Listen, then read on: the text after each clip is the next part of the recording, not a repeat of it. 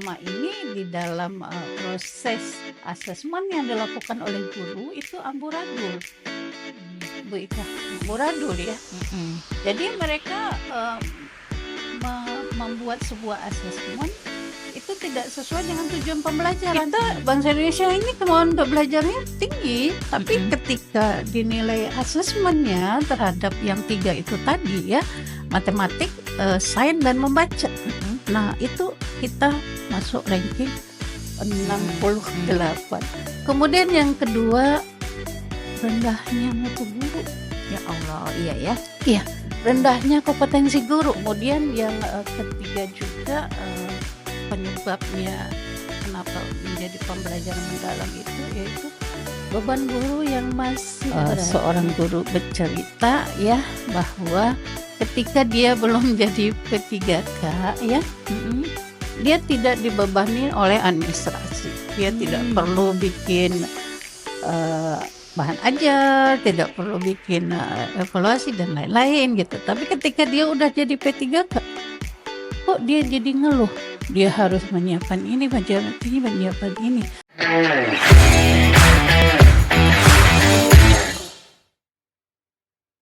Assalamualaikum warahmatullahi wabarakatuh. Sahabat Poin, jumpa lagi dengan kami di podcast Inspiratif Poin BDK Jakarta, lembaga pelatihan yang unggul dan profesional.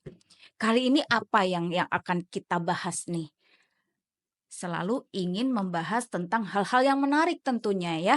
Sudah membersamai saya, beliau adalah orang yang selalu ingin belajar, yang selalu ingin menjadi inspirasi buat kita semua, yang cantik. Beliau adalah Ibu Dr. Darmawati MSI. Bu Darma boleh sapa teman-teman Poin di dunia maya? Bu Ika yang manis, ayu dan cantik. Assalamualaikum warahmatullahi wabarakatuh. Waalaikumsalam warahmatullahi Apa wabarakatuh. kabar sobat guru-guru atau pencinta pendidikan di seluruh jagat raya Indonesia? Kalau bisa sampai go internasional. Hari ini kita akan bersama-sama mengkaji hal-hal yang penting untuk dunia pendidikan bersama Poin PDK Jakarta. Iya, podcast inspiratif ya. Semoga Podcast menginspiratif inspiratif ya ya. Bu Darma ya. Kali ini teman-teman, Bu Darma yang akan saya pandu dengan pertanyaan-pertanyaan akan membahas bagaimana memperdalam tentang assessment atau penilaian buat para pendidik ya Bu Darma ya. Yes. Stay tune, jangan kemana-mana, kita lanjut ya. Pertanyaan pertama nih Bu Darma, kita kan sekarang lagi musimnya menggembar-gemborkan tentang pendekatan deep learning. Tentu saja nanti materi kita berhubungan dengan itu ya. Bagaimana sudut pandang kita memandang assessment dalam pendekatan deep learning.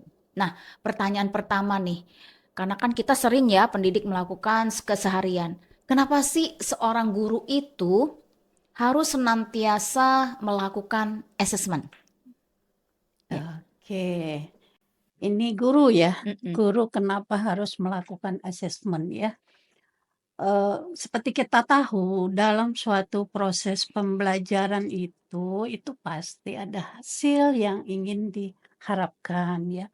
Jadi dalam hal ini ya, asesmen itu bukan hanya sekedar angka atau nilai yang nanti akan didapatkan oleh peserta didik dalam bentuk rapor atau laporan hasil belajar di akhir setelah mereka menyelesaikan suatu proses pembelajaran.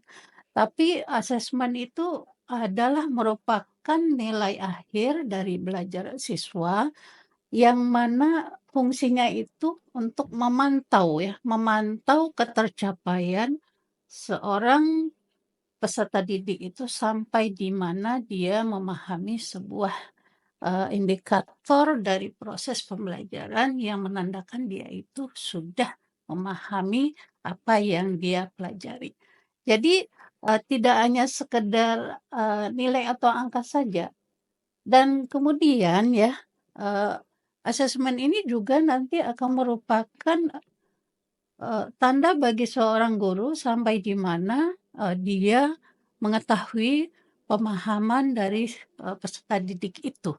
Jadi nanti dia bisa membuat sebuah refleksi ya, apa yang akan dilakukannya untuk tahap-tahap selanjutnya sehingga dia itu bisa, membuat sebuah perencanaan untuk perbaikan-perbaikan yang selanjutnya, gitu, Iya. Bu Ida. Oke, jelas banget ya penjelasannya. Jadi seorang guru itu kan biasanya diamanahkan dengan tujuan pembelajaran ya Bu Derma ya. Kemudian karena dia punya tujuan pembelajaran untuk anaknya bisa mencapai kompetensi, tentu saja harus dilakukan asesmen ya. Iya, Sehingga penting banget asesmen itu dilakukan ya untuk tadi untuk mengelola bagaimana seorang guru mencapai tujuan pembelajaran ya. iya, Nah, sekarang kan lagi musim nih deep learning ya, pendekatan di dalam kurikulum yang akan dilakukan oleh guru-guru ya. Nah, em, dari sudut pandang Bu Derma nih, ketika seorang guru melakukan assessment, terus seperti apa gitu asesmen yang dilakukan oleh seorang guru? Karena kan kita tahu ya para sahabat poin bahwa yang namanya asesmen dan pembelajaran itu kan tidak bisa dipisahkan. Maka coba kita dalami lagi asesmen deep learning seperti apa, Bu Derma? oke. Kita, kembali lagi ya, awal dari perjalanan, kurikulum kita ya, mulai dari, kurikulum, zaman dahulu sampai, yang terakhir kemarin itu perpindahan antara kurikulum 2013 menjadi kurikulum Merdeka yang, pada 2024 menjadi, sebutannya kurikulum nasional ya. Ya. Nah, di dalam panduan, asesmen dan pembelajaran, tahun 2024 yang Mm-mm. dikeluarkan oleh, Kemendikbud dan Mm-mm. juga panduan asesmen dan pembelajaran oleh, Kementerian Agama ya, Mm. itu, menyatakan bahwa ya, asesmen itu, mempunyai, prinsip-prinsip ya, Mm-mm. antara lain, asesmen itu, eee bagaimana seorang guru itu melakukan asesmen itu untuk apa gitu Mm-mm. ya. Yang pertama itu seperti kita tahu ya dalam proses pembelajaran setelah seorang guru itu menguraikan CP menjadi, TP-TP. Mm-mm. Nah, tujuan yang pertama sekali yaitu bagaimana, peserta didik itu, mereka, bisa mencapai tujuan pembelajaran ya, Ya. tujuan pembelajaran itu tadi. Jadi, eee ketika kita menilai seorang peserta didik itu, kita fokus pada tujuan pembelajaran yang memang harus mereka capai, Iya, ya. berorientasi Ah, kepada tujuan ya. iya. Jadi bukan berdasarkan siapa sih orang tuanya, Iya. ah, dia nih mohon maaf nih ya, kalau seorang gurunya perempuan, ya anaknya mungkin, Ganteng. ganteng gitu ya. Kalau yang bapak-bapak, oh nih, paling cantik gitu ya. Mhm. Atau hal-hal lain yang nanti membuat bias, yang Iya. membuat bias sehingga, penilaian itu tidak ori ya, Mhm. tidak orisinal. Jadi prinsip yang pertama, penilaian itu harus bisa mencapai tujuan pembelajaran. Nah, prinsip yang kedua itu, dilakukan secara objektif Iya. ya, Mhm. secara objektif yang mana itu yaitu, didasarkan pada, fakta-fakta yang ada ya, fakta-fakta yang ada. Kemudian juga, sesuai dengan indikator-indikator ketercapaian tujuan pembelajaran, bahwa misalnya nih ya ketika tujuan pembelajarannya itu, levelnya itu di level pemahaman, maka asesmennya itu nanti, tentu harus di level pemahaman. Tapi ketika nanti, tujuan pembelajarannya itu di level analisis, maka otomatis nanti asesmennya juga tingkat analisis. Mhm. Nah, selama ini di dalam, proses asesmen yang dilakukan oleh guru itu amburadul. Bu Ika, Mhm. amburadul ya. Mhm. Jadi mereka,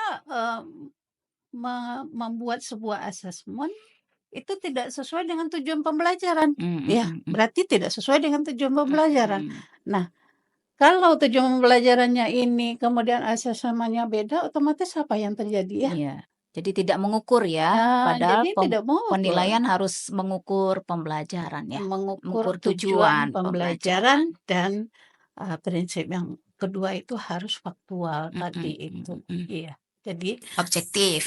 jadi juga, bagaimana, penilaian terhadap peserta didiknya itu sendiri juga ya, tidak bias dan juga, sesuai dengan, tujuan pembelajaran yang sudah dirancang di awal pembelajaran. Iya. Jadi teman-teman, sahabat poin, seorang guru ya harus melakukan memilih asesmennya ya sesuai dengan prinsipnya. Tadi Bu Dharma sudah menjelaskan bahwa prinsip pertama berorientasi pada tujuan pembelajaran. Jadi kita mengambil alat ukurnya sesuai dengan apa yang ingin diukur gitu ya. Kalau pemahaman berarti alat ukurnya untuk mengukur pemahaman gitu ya. Masih banyak lagi sebenarnya prinsipnya ya Bu Dharma ya. Yang kedua tadi ada subjektif. Nah, kita melakukan teknik penilaian atau memilih alat ukur sesuai dengan apa yang kita ingin ukur ya. Kalau kata Allah dalam Al-Quran itu, dalam surat Al-Isra ayat 35 itu dijelaskan, sempurnakanlah neraca. Bagi kita menimbang adalah bagian dari mengukur kompetensi juga ya, mengembangkan apa neracanya. Dan pilihlah timbangan yang sesuai gitu yang tadi Bu Dharma jelaskan supaya kita lebih baik teman-teman. Jadi mengukur kompetensi siswa tidak boleh sembarangan ya sahabat poin ya. Kita lanjut pertanyaannya berikutnya. Bu Dar, kalau misalnya sekarang kita sedang gencar-gencarnya mengembangkan deep learning. Berarti model evaluasi seperti apa sih yang bisa dikembangkan yang disesuaikan dengan pembelajaran deep learning, pembelajaran yang mendalam itu? Iya, ini asesmen pada deep learning ya, Iya. deep learning.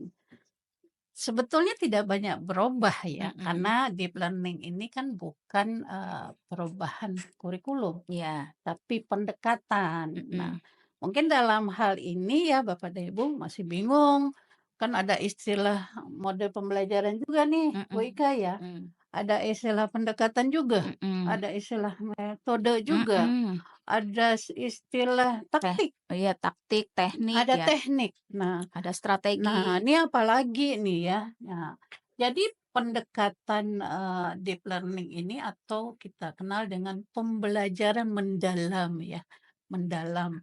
Nah, kalau pada, ini ada sebetulnya tidak jauh berbeda ya, cuma di dalam, level assessment kalau pada, kurikulum, Merdeka itu levelnya kan kita tahu ada 6 tuh, ya ada 6. Yang pertama, yang paling rendah levelnya itu ingatan ya, ingatan Di tataran kemudian kognitif ya. ya, yang kedua pemahaman, yang ketiga penerapan, yang keempat analisis, kemudian yang kelima itu evaluasi, yang keenam itu create ya, create mencipta.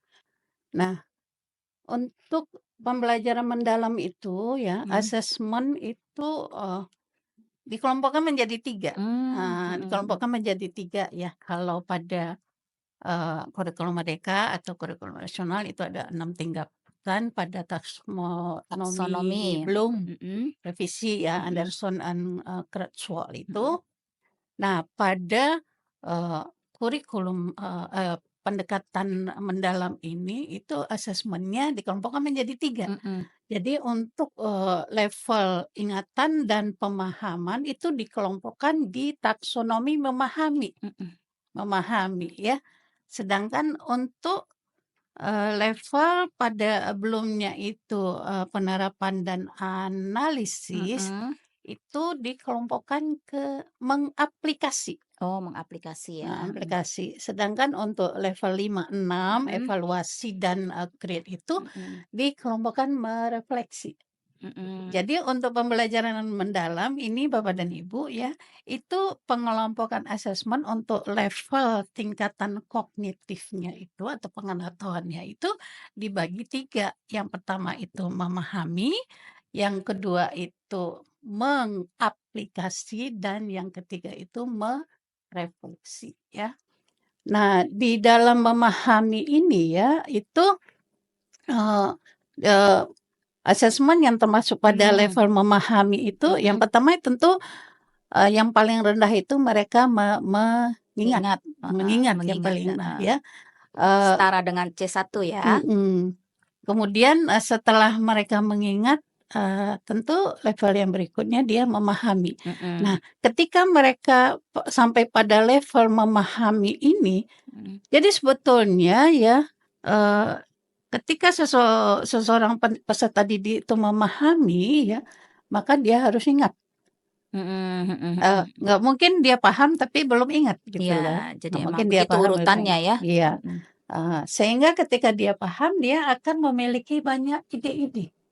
Ya, ketika dia udah banyak ide-ide nih, ya, Bu Ika ya, dia banyak ide-ide, otomatis dia bisa mengaplikasikan, ya, mengaplikasikan ke hal-hal lain, ke lingkungannya, dan otomatis masuk pada level menganalisis ya.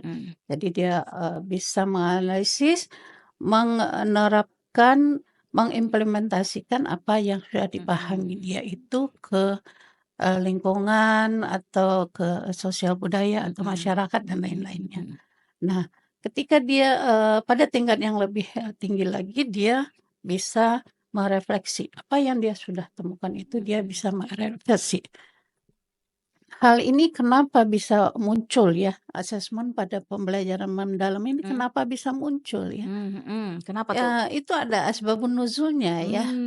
Yang pertama itu berpijak pada hasil literasi dan numerasi peserta didik kita ya, pada tingkat dasar itu. Dihubungkan dengan itu ya? Iya, yang mana untuk nilai visa tahun 2023 itu kita mendapat ranking nomor 68 Dari? 81. Waduh, di bawah dong ya? Nah, berarti kita ranking berapa dari bawah itu? Ya ranking ke-68 ya. Kalau dari bawah? Iya, kalau dari bawah ya berarti dikurangin aja 13 ya. ranking ke-13 dari bawah lah ya. Ya Allah, ya. Luar biasa ya negara kita yang subur makmur ini di dalam hal literasi numerasi itu mendapat. Walaupun ya angka patokan kasar kita ya, angka kemauan untuk belajar kita itu sebetulnya di atas 100 loh, Bu Ika ya. Jadi kita bangsa Indonesia ini kemauan untuk belajarnya tinggi, tapi ketika dinilai asesmennya terhadap yang 3 itu tadi ya, matematik, sains dan membaca. Nah, itu kita masuk ranking 68. Kemudian yang kedua, rendahnya mutu guru. Ya Allah, iya ya. Iya, rendahnya kompetensi guru. Nah, kalau kompetensi udah guru ya wassalam ya.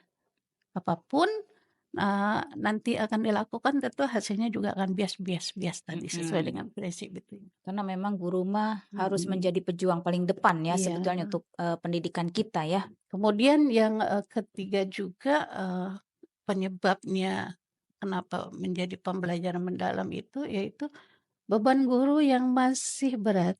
Ya ngurus segala macam ya. Jadi sebetulnya nggak berat sih ya ketika ada kemarin seorang guru bercerita ya bahwa ketika dia belum jadi P3K ya, dia tidak dibebani oleh administrasi. Dia tidak perlu bikin bahan ajar, tidak perlu bikin evaluasi dan lain-lain gitu. Tapi ketika dia udah jadi P3K, kok dia jadi ngeluh? Dia harus menyiapkan ini, menyiapkan ini sebagai administrasi yang harus dipenuhinya. Tapi hal ini sebetulnya tidak masalah karena ya itu memang, kewajiban guru, seorang guru kan harus punya skenario. Iya, Iya, kan pada hakikatnya memang itu tugas guru kan, iya, untuk, senantiasa membuat perencanaan, selalu iya. melaksanakan, lalu mengevaluasi kan, kenapa Nah, jadi berat ya? makanya ini nih mindset guru nih yang harus kita ubah nih Bu Ya, Ika ya. ya mindset gurunya dulu. Jadi, mereka menganggap administrasi pembelajaran itu, beban. Mhm. Padahal seseorang itu melakukan apa saja pasti dia harus Mhm. punya persiapan mengajar, harus Mhm. punya perencanaan pembelajaran. Jadi seseorang yang ngajar gedabak-gedubuk aja ya, Mhm. akhirnya nanti akan kebawa arus bisa cerita Iya, iya, iya, iya, macam-macam. iya. Pernah kan jadi Iya, guru kayak gitu ya? iya, dulu kita Heeh, jadi guru ya, tapi mmm, kita tetap melaksanakan, tugas kita, melakukan perencanaan karena memang itu senantiasa harus kita lakukan ya, Bu mhm. Dharma ya. Nah, menarik banget ya sahabat poin ya, tadi digarisbawahi bahwa sebetulnya, asesmen tuh nggak jauh beda dari kurikulum berbasis kompetensi yang kita mulai tahun 2003 sampai dengan sekarang.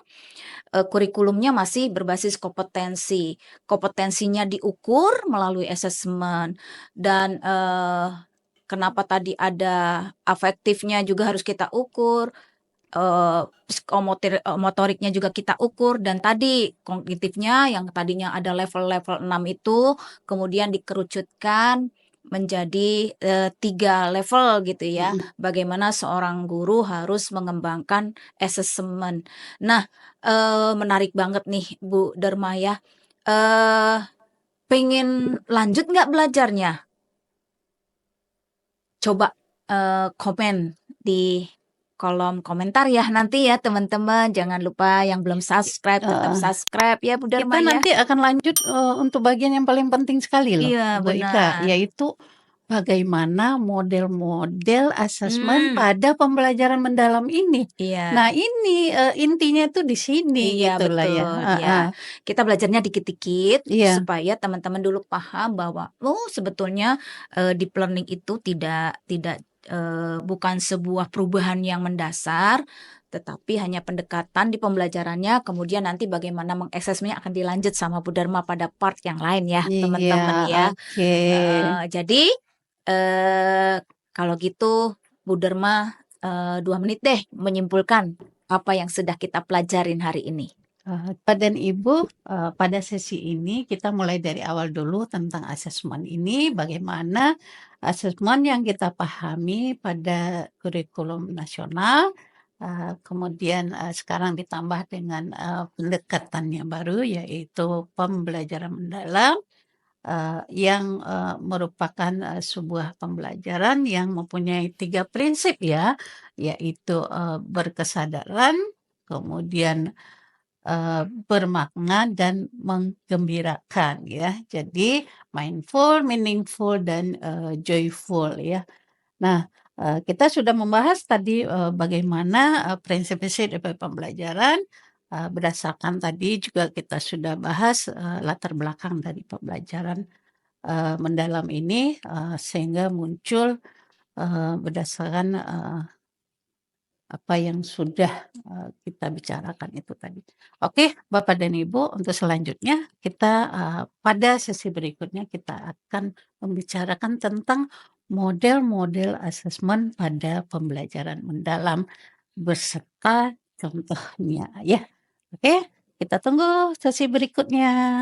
Iya, terima kasih banyak ya Bu Dharma ya sudah membersamai, podcast kita kali ini, eee, podcast inspiratif BDK Jakarta. Semoga apa yang kita sampaikan mempunyai tadi deep learning ya, mempunyai kedalaman gitu. Tapi tentu saja ini baru permukaan teman-teman poinnya, nanti kita akan, melanjutkan part, eee, kedua dalam sesi assessment ya. Jangan lupa komen, teman-teman mau belajar tentang apa lagi gitu ya, tulis di kolom komentar ya. Mudah-mudahan, apa yang teman-teman inginkan akan kami support melalui, eee, podcast poin ini ya, bersama mungkin nanti Bu Dharma lagi sama teman-teman yang lain. Jadi teman-teman selalu ikuti podcast BDK Jakarta, Poin. podcast inspiratif BDK Jakarta. Semoga bermanfaat. Assalamualaikum warahmatullahi wabarakatuh. Assalamualaikum warahmatullahi wabarakatuh. Terima kasih Bu Dharma. Sama-sama, terima kasih Bu Ika.